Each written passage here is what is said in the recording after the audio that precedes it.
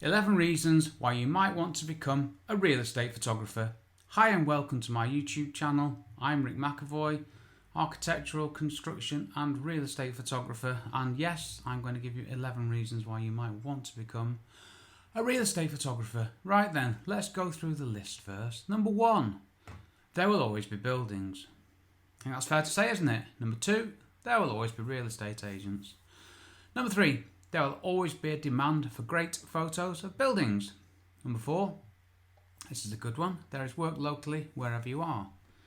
Number 5, you know who your customers are and what they want. Number 6, pricing and terms are easier to agree in one market. Number 7, marketing is easier in one area of business. Number 8, the skills to take photos are repeatable elsewhere. Number 9, you do not need a lot of gear.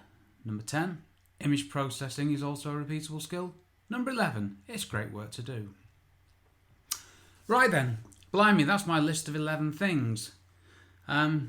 It's quite a good list actually, and I've been thinking about this post for a long time. What I wanted to do was do a post which was just how to become a real estate photographer. So I started writing that, and it's a massive area, isn't it? So the 11 things are not going to become 11 posts, but this is the 11 things that get you thinking, and I'm going to go into a bit more detail in future videos. So, number 1, there will always be buildings.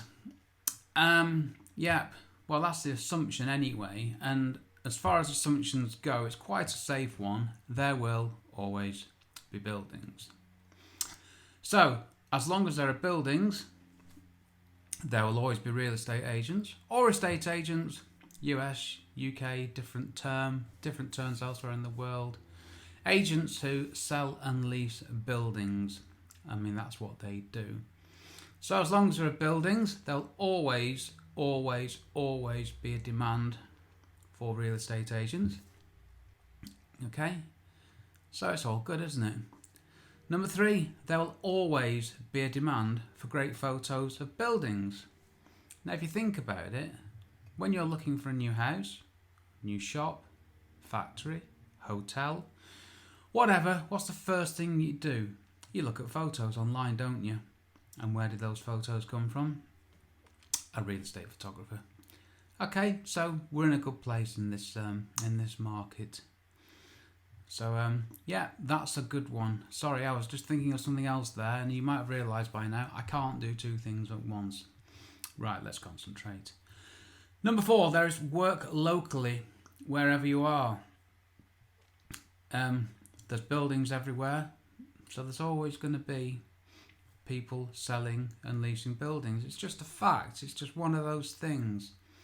And how many markets can you think of which have got all this going for them? Number 5, extending the point. You know who your customers are and what they want. How do you know?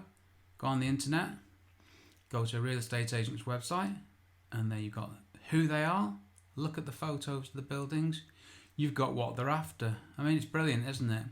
Talk about a business where everything's not being done for you, but where all the information is there and you know what you need to do.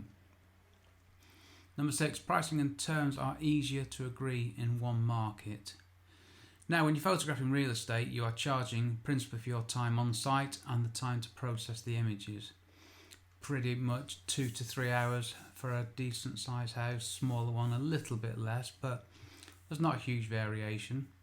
Quite typically 20 to 30 photos. That's a lot for a house. If it was an architectural shoot, 20 to 30, but you're in that ballpark and there aren't that many variables. Marketing. No, hang on. Sorry, I'm going to go on to marketing. I'm going to come back to pricing. Bear with. If you're marketing in one commercial space, as in real estate, it's a lot easier to do. There's a lot less work to do. I've got a list on the blog post here of a range of markets a photographer who does everything could cover. Now, I've made this mistake in the past of being the photographer who does anything for anybody. I was trying to market myself to everybody, everywhere. Guess what happened? I got nowhere fast.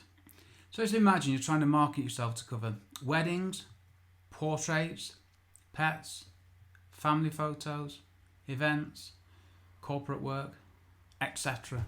There are lots more. Think how much work's involved in that.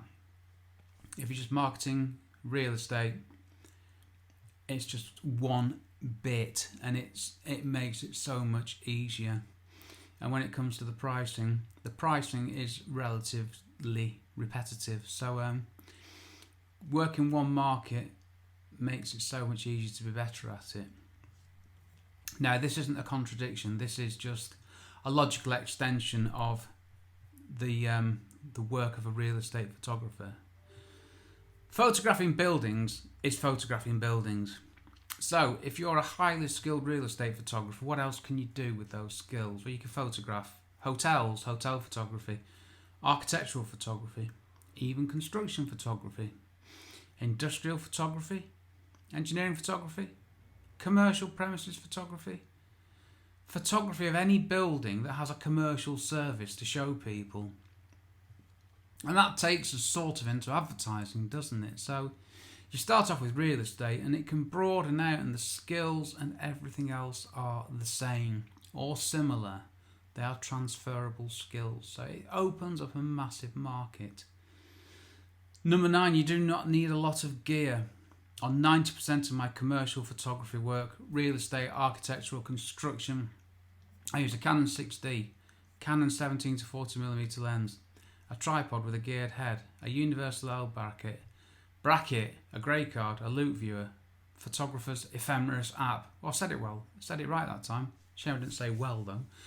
Cleaning stuff, memory cards and a camera bag. That's it. Yep. I've got loads more stuff, but that stays in the car. Number 10, image processing is also a repeatable skill. The workflow that I use for real estate is the same as for architectural construction. I actually use the same one for travel and landscape and everything, but don't tell anybody. So it all works together. Number 11, it's great work to do. I genuinely love photographing buildings, and I have a thing about processing photos of buildings. Rather oddly, I love doing interiors, and there's something about just getting a really good interior shot. I think it's something about the light, the natural light and the artificial lights in the room. I get a real buzz from looking at some of the stuff that I've managed to create, and it still surprises me to this day when I look at some photos and go, wow, that looks like it was taken by a real photographer. And that was me. It still blows me away. Yes, I still suffer from imposter's syndrome. Don't worry about that, it keeps you real. Okay. That's it. After that shock confession, there is a bit more information on this blog post, and this is one of a series of possibly up to 9 blog posts. So I hope you enjoyed this video.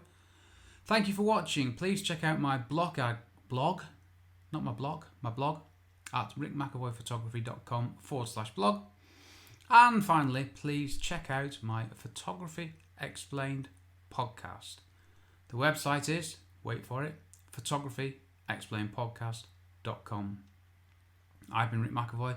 Thanks for watching. See you on the next video. Cheers from me.